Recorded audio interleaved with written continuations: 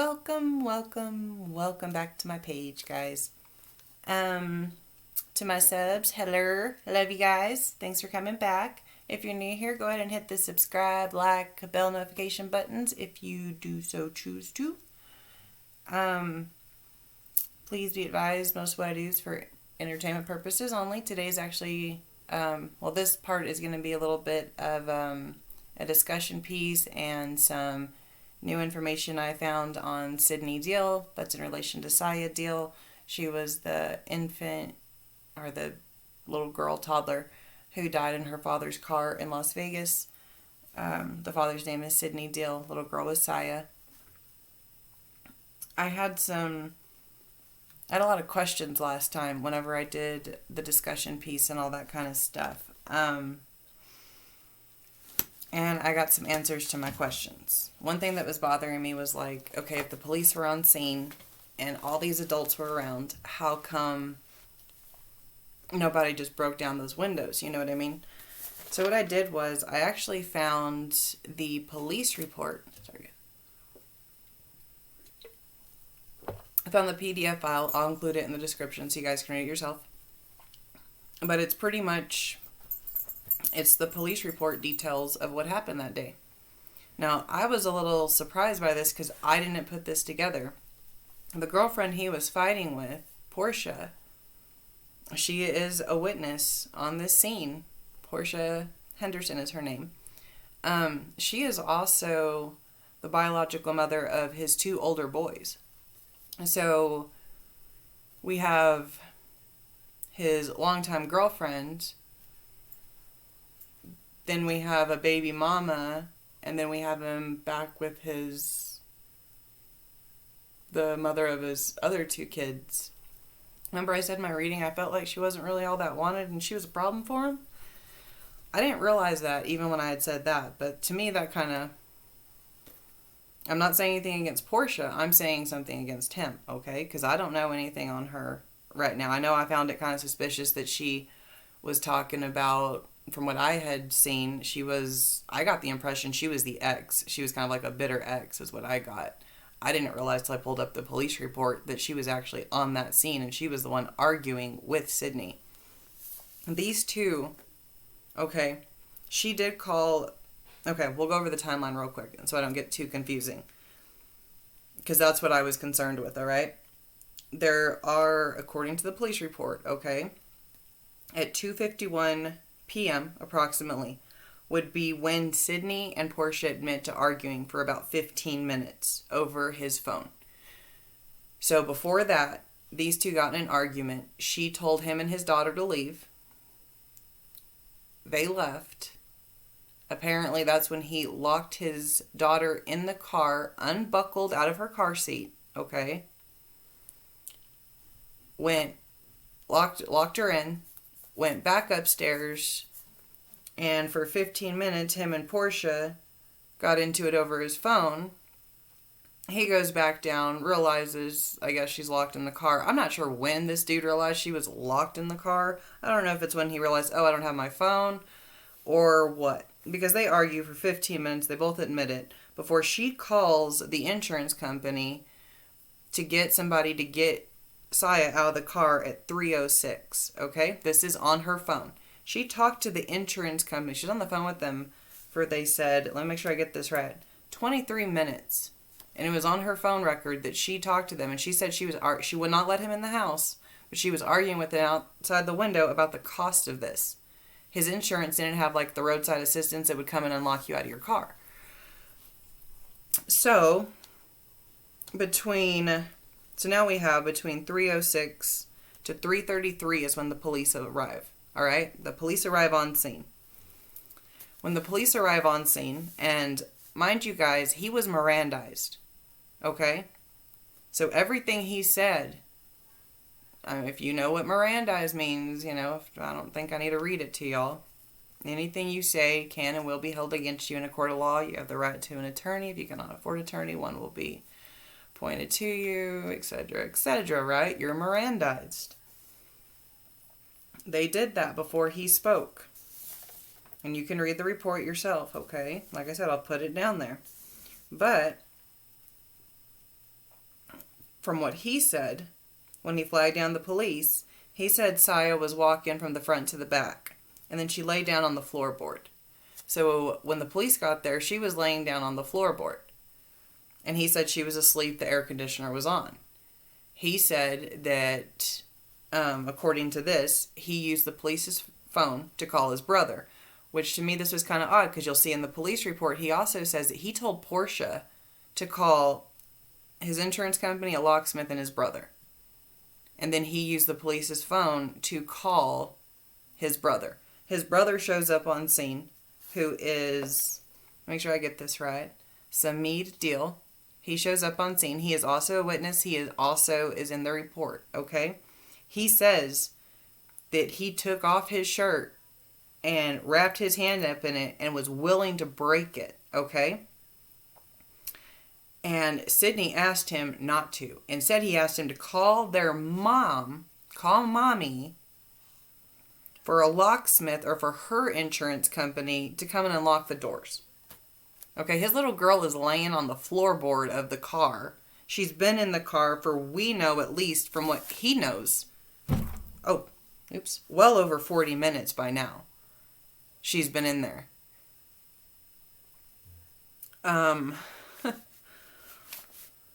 Alright, so after he was Mirandized and made this report, he admits, okay, Mrs. Deal, he admits that his brother and the officers offered to break in his window, and he told them he did not want any damage done to his vehicle.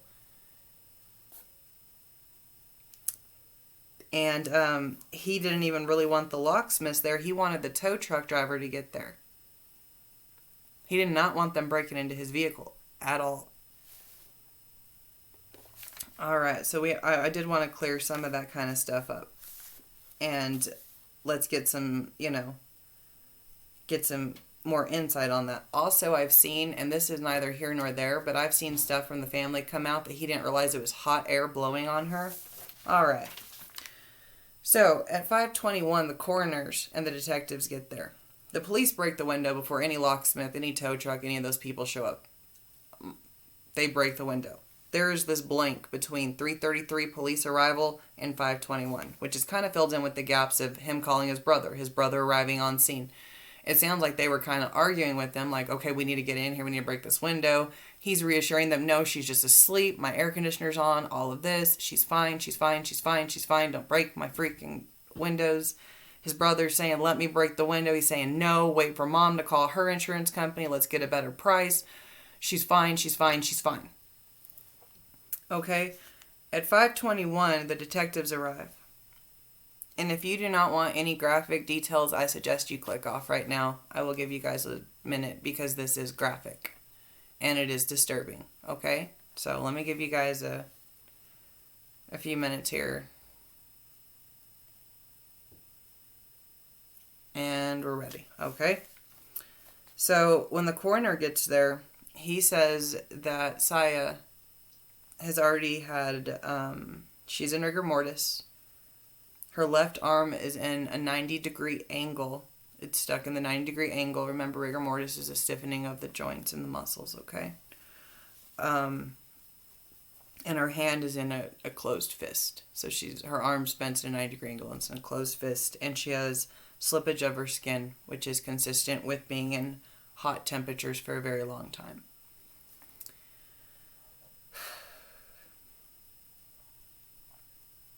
This is really heartbreaking. It really is, because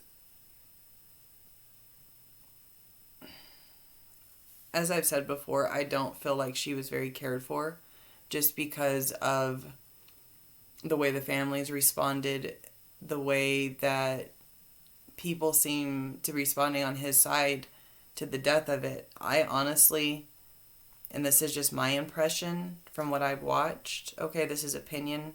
What I've said before is evidence I can back up. I'll have, like I said, the description and the link so you can go see for yourself. Read it yourself. Read the report yourself. Make your decision. This is just my insight. But based off of it, I really think this brother, Samid, I hope I'm saying that right, because he's actually one that I'm kind of I have some source of respect for, because he was willing. Like, bro, let me break your window. Let me get my niece out. And no. And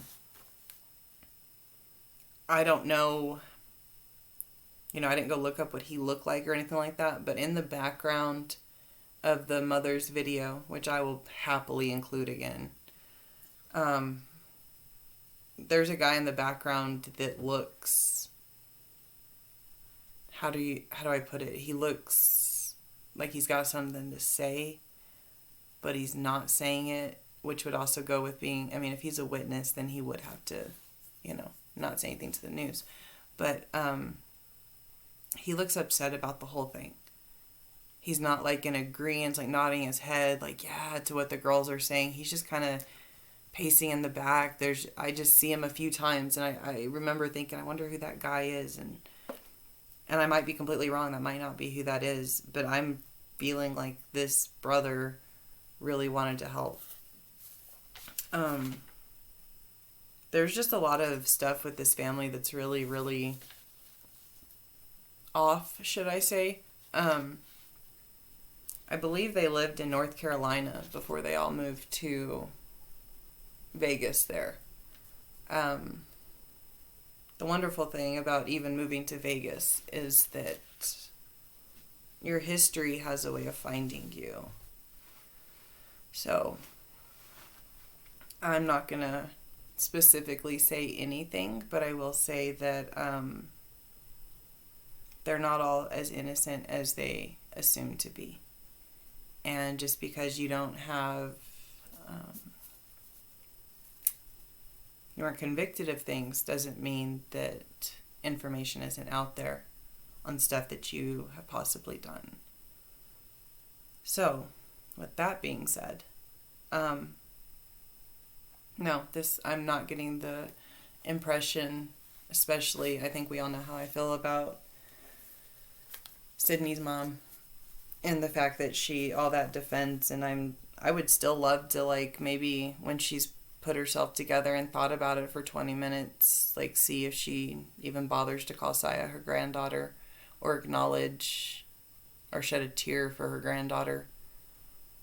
Honestly, you want a child to be loved. You do. I want to be wrong about that. I want to say that she was really loved and cared for, and that family adored her, but I don't think so. I think I'm not saying this. I'm telling you guys what I'm feeling from this. I think she was kind of a thorn in his side. For one, it's obvious this is a materialistic family. A human being. I'm not going to say the whole family, because I don't know. There's several siblings, all of that. I don't think the brother's a bad guy at all. I actually, out of everyone, he's the one I'm like, yes, sir. Way to show up on scene. Way to get there for your niece. Way to offer to break that window. Way to, talk to your brother and try to get her out. I commend you for that. That's more than her own father did. So, I'm not going to say the whole family, and I should not say that. So that's my mistake there. But from, I guess, what I'm getting from kind of the mother's aura, Sidney's, some of the people up there on that stage, that kind of stuff, she seemed awfully comfortable in the public eye as well. Me and someone else who discussed this stuff very regularly, he helps me out a lot, kind of brought, to my attention that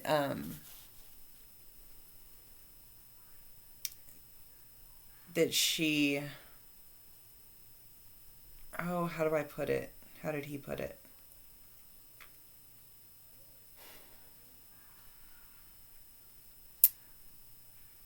Sorry, I had like a brain there.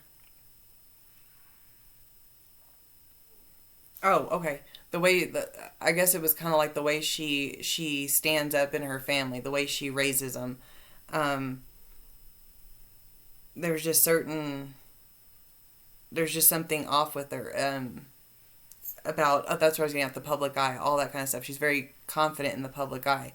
So he was kind of, telling me, with her business that she has and all this kind of stuff, that there might be some definite political affiliations higher up, which would explain how he would get custody of a 4-month-old.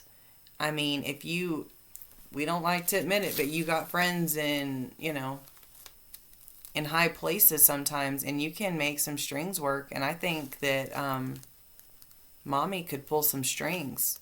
She told us she was a doctor, behavioral therapist, that kind of stuff. She told us that, so. And then she also, there's a LinkedIn. You can go see her company. You can go see that kind of stuff. So it makes me wonder, and she was not afraid for 1 second to get out there and just put it all, you know what I mean? I don't know. It was an ugly display. Very, very telling of somebody's character.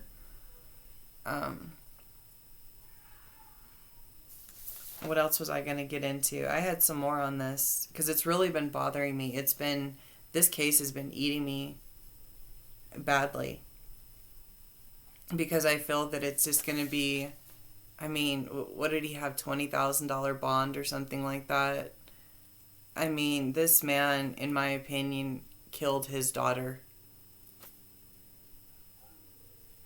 You can show me pictures. You know what a picture is? They're posed for. That's why it's called a picture. What do they say? Pose, say cheese. Don't show me pictures of him with his daughter. She didn't even look happy, people, for real. She's like... The only pictures I see of that little girl smiling is when she's with their mom. But that's what they're choosing to share.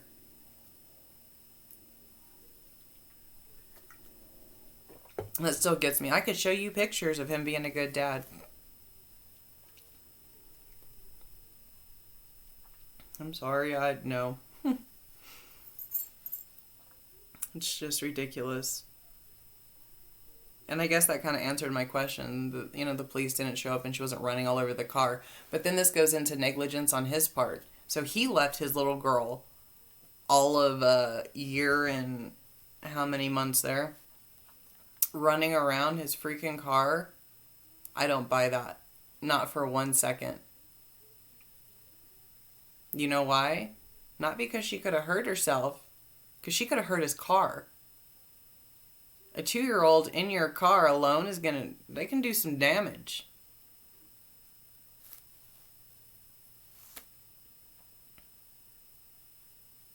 I just don't understand. It doesn't make sense, and the reason it doesn't make sense is because it's not logical. These pieces don't fit. This puzzle doesn't fit. All of this doesn't fit together right because there's something wrong. So, like I said, I did want to come back, and I know before I left, I felt like I left more questions than answers. When I read his police report, and then I read the Mirandized part of it, I was just like, for real? Like, dude. And I'm sorry, but his mama should have known. Did she not know he was Mirandized? Did she not know that kind of stuff before she went up there talking? Does she not know what he said on that scene will be held against him? She's sitting there saying that he wasn't negligent. No, why don't you go pat your son, Samid, there on the back and say, way to not be negligent? Why don't you give your son that deserves kudos some kudos here and let the other one have some freaking accountability for his actions? I don't think he's had any problems breaking and entering into anything else, has he? Apparently not his own car. Neither here nor there. I don't know nothing. Just saying. What is in the dark will be brought to light. So, with that being said, peoples, I'd really love to do a live because that would make this a lot more interesting for me and I'm sure for you. Also, I'm going to see if I can't find the video. And this might be just, neither here nor there. But I did see thing, because this is one of those things where I really looked into it. Like, I didn't just tarot read on it. I jumped all up into details. Pretty much every resource I have, I used at my disposal to check up on this, because it honestly pissed me off. And I think if I'd seen like an outcry, an outpour, especially made casket for her, people standing up for her, more something. Instead, here we go. And I'm sorry in my feeling with this. And it's kind of what do we have here? Usually it's a mom, boyfriend. I'm not saying that the girlfriend had anything to do with this, okay? But then again, we have this dad-girlfriend situation.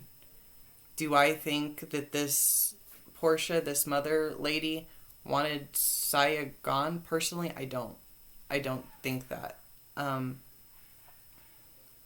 But I think it did cause a lot of havoc in the relationship, and with his way of thinking, it might have been better off for him if he wanted, if his ex or his other, I hate saying baby mama, but what was her name? Coleman. Saya's mom, Coleman.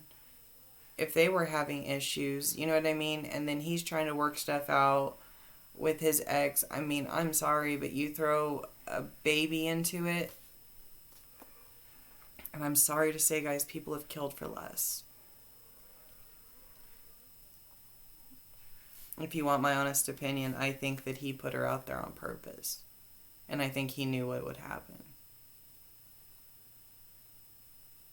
And I think he knew that you get a lot less for leaving your baby in a hot car. You just get the, don't do that, put something important back there with your baby, like your phone.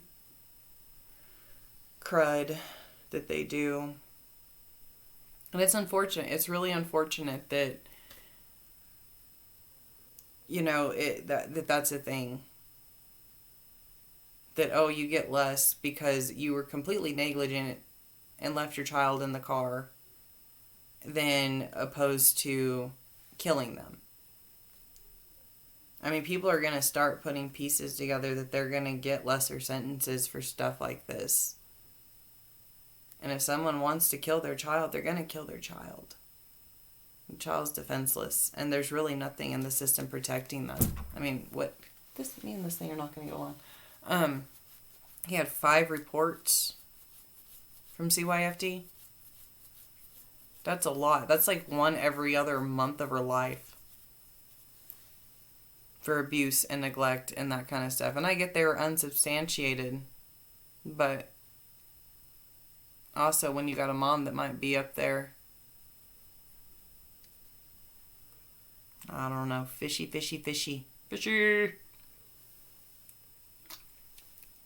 Alright, I'm burnt out on him. I'm going to be doing a reading on him later. I have a few more I'm going to do. I'm going to talk to y'all about that too. I do want to get some more requests in. And especially if you guys have anything on any of like the Fort Hood or the soldiers or any updates like that. I really need to update Elder Fernandes. Last I checked, he's still missing. They're still looking for him. So send our good vibes, our prayers, our whatever your belief system is, the positive, the love, that stuff. Let's send that to the Halliday family. Okay, for Richard. There's a few more others I wanted to touch on.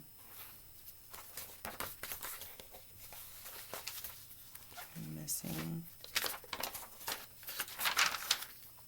Okay, and this was one I kind of wanted to see.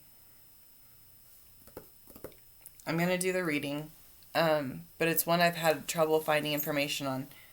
This gentleman, his name was Raul Torres, and he died at Fort Hood this year. That's his birthday, May 2nd, 1995. His death date was March 5th, 2020. Why is that standing out? Why are 5s and 3s just flooding me? I did a reading last night on Madeline McCann, and I got 3 5s and then 2 3s on hers, and then now it's just dawned on me January, February, March. It's 3 5 2020, and this is what I'm telling y'all. Stuff ties in weird ways anyway. But I do want to do a reading on him. What's really bothering me is we know he's a Fort Hood soldier. We know he passed away while stationed at Fort Hood, and his cause of death is unknown. And there's nothing being said on his case. Nothing.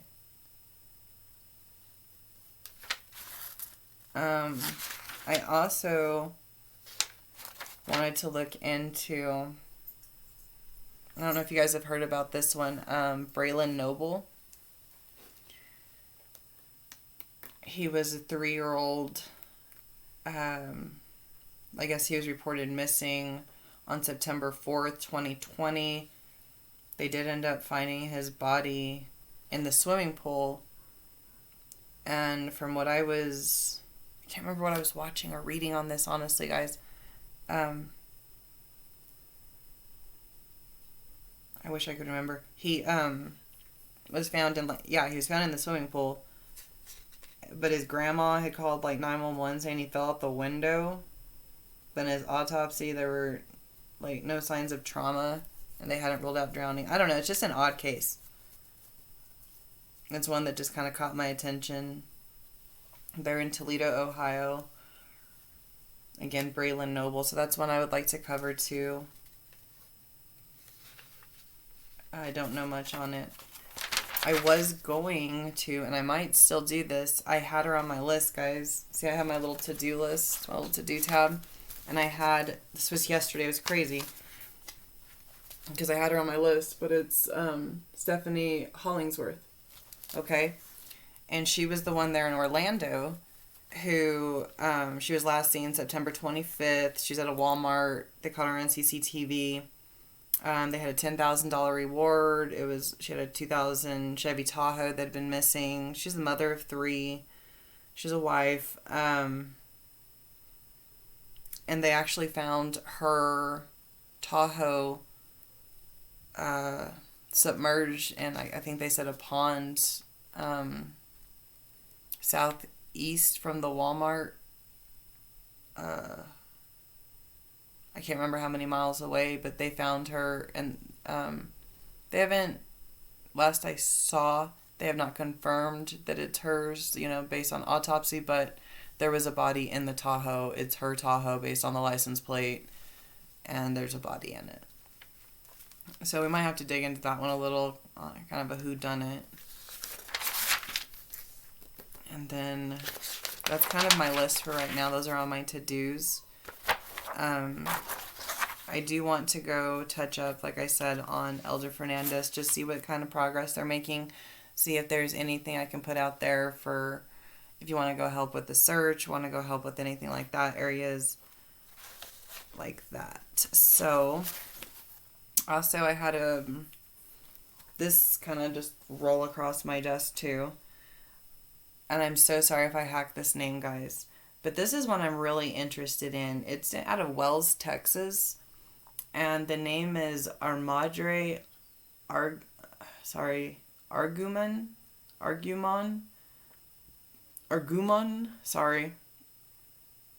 I'll have it spelled out in the description, okay? It's Argumon. Excuse me.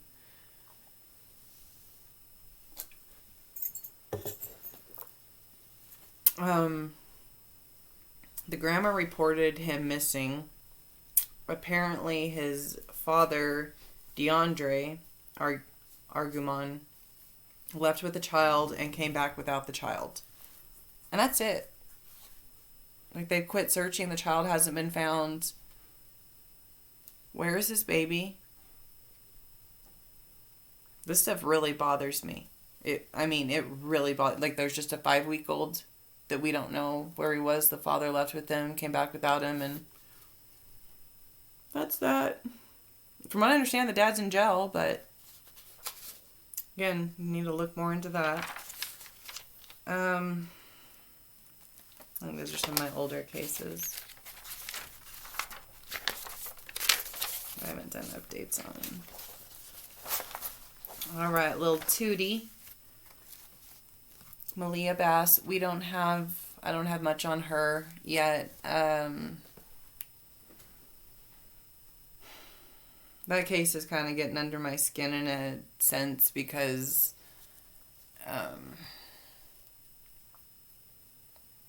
as you guys know, I think the mother is pretty much responsible for it. You guys know why I think that.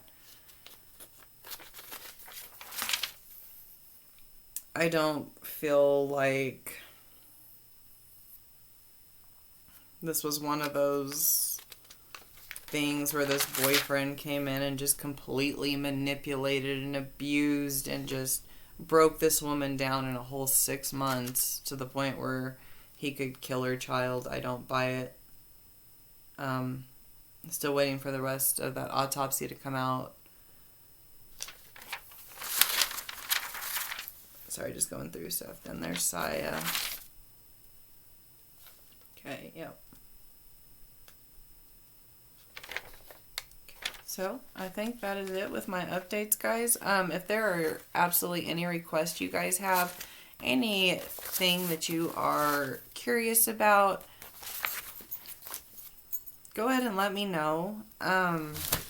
Email me, talk to me, crabbyempath@gmail.com. I will respond.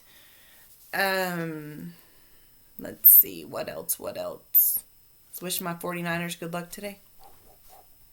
Just kidding, we're gonna die. Playing the Rams, so bad. Yeah, I'm a football fan. Specifically, I'm digging Kittle. Been a 49ers fan since I was, I don't know, 4?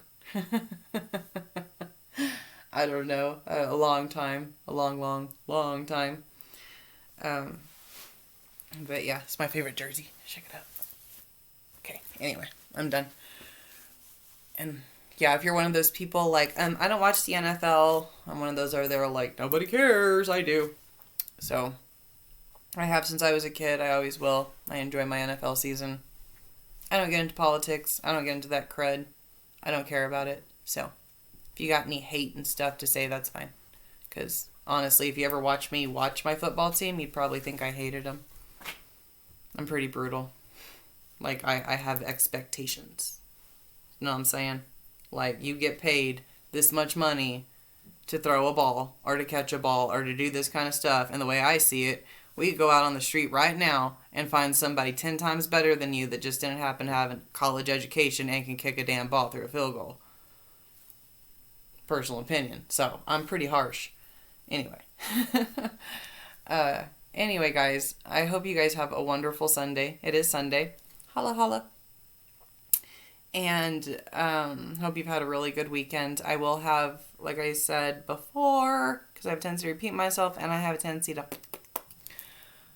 that I will be trying to spit some videos out, and they will be pre-recorded, okay? I'm really hoping that I don't have any issues with that, like I was going to do the... Oh, I'm so bad with names.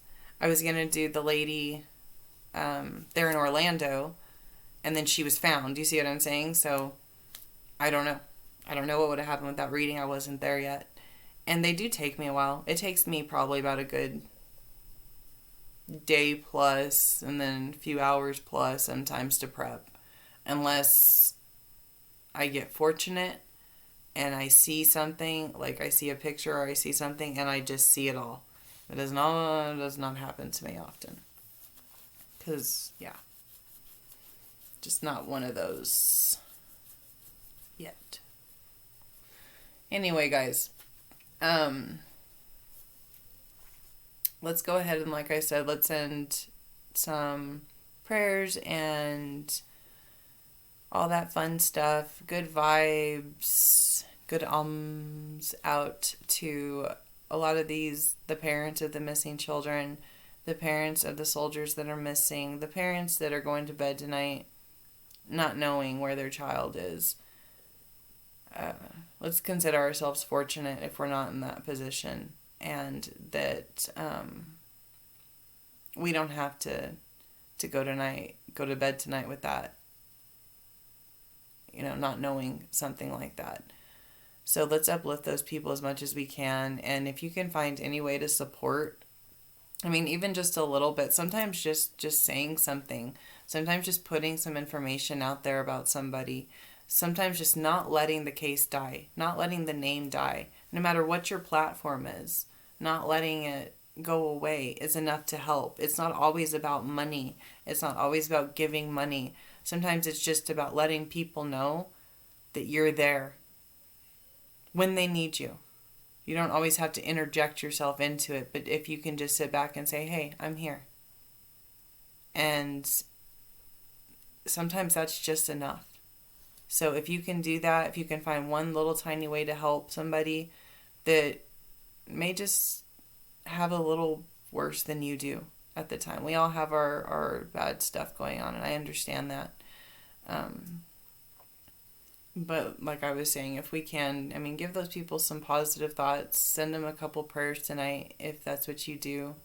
Send them some positive vibes during your meditations if that's what you do. Some positive energies to be with them, and to, that's kind of like what I like to do whenever I'm doing my meditation and stuff.